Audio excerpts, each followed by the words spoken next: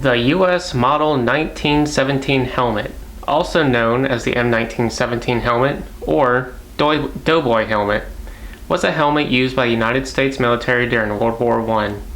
It was designed to provide better protection for soldiers compared to earlier designs.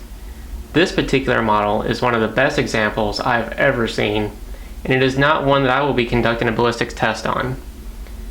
The U.S. Model 1917 helmet was designed by John LeRoy Baldridge, an American engineer. Baldridge worked for the Ford Motor Company, and he played a significant role in the development of the M1917 helmet during World War I. The design was influenced by the iconic British Brodie helmet, but Baldridge made specific modifications to improve its overall effectiveness. The M1917 helmet was crafted from a single piece of manganese alloy containing 13% manganese and measuring 0.036 inches in thickness.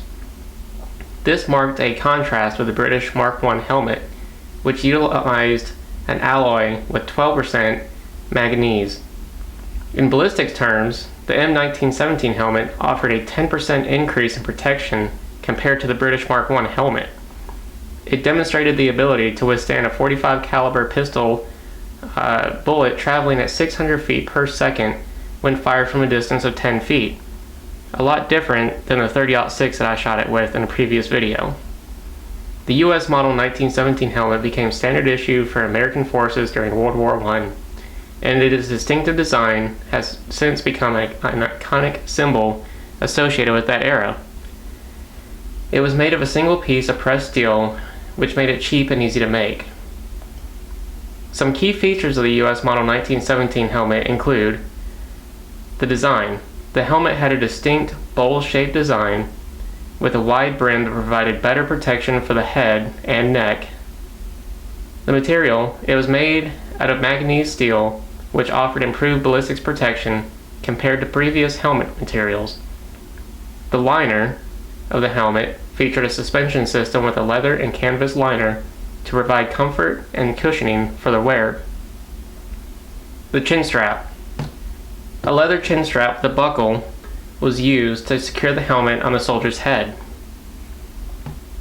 The metal used for the M1917 helmet was produced by American Sheet and Tin Company out of Pittsburgh, Pennsylvania, but not much information can be found about them. The metal sheets were then distributed to 7 different factories, which then stamped them into their iconic bowl-shaped design.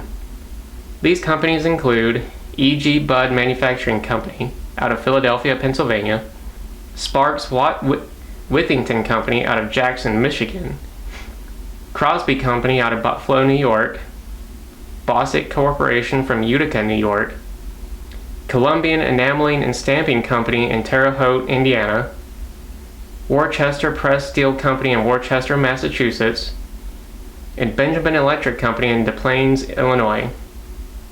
The inside of the helmet features a wool felt pad, and this particular helmet has the instruction paper telling you how to adjust the cotton lining.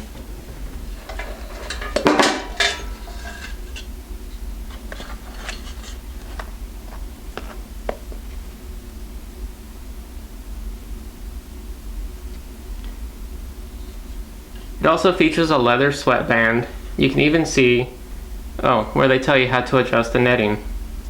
Several shoe manufacturing companies were the ones who produced the helmet's liners. Together, this liner will provide some of the best level of comfort to the soldier, far better than the campaign hats that the U.S. forces went into France with. The outside of the M1917 helmet was painted with an olive drab color, coated with sawdust, and then painted again in order to reduce glare. The U.S. Model 1917 helmet became iconic and is solely associated with the American soldiers, closely associated with American soldiers during World War I, particularly the infantrymen known as doughboys during World War I. The name doughboy originated from the public seeing pictures of soldiers covered in mud, which looked like dough, so they called them doughboys.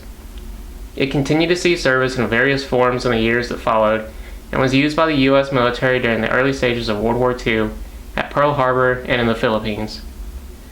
If you have specific questions or if there's anything else you'd like to know about the US Model 1917 helmet, please leave a comment below and I'll respond.